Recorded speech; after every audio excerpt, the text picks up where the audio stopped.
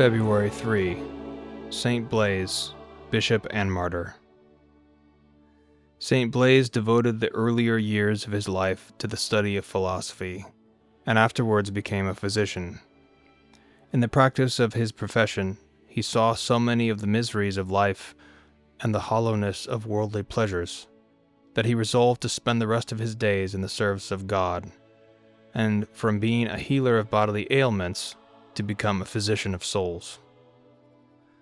The Bishop of Sebaste, in Armenia, having died, our saint, much to the gratification of the inhabitants of that city, was appointed to succeed him.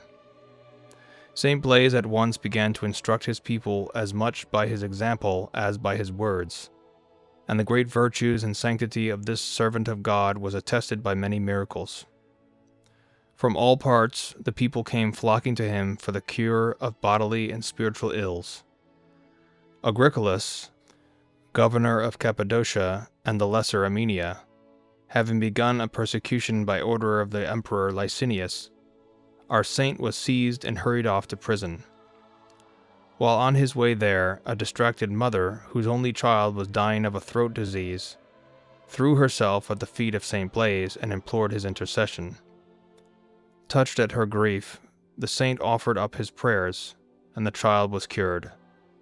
And since that time his aid has often been effectually solicited in cases of a similar disease.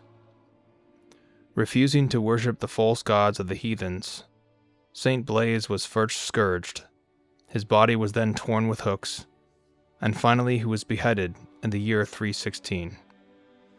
Reflection. There is no sacrifice which, by the aid of grace,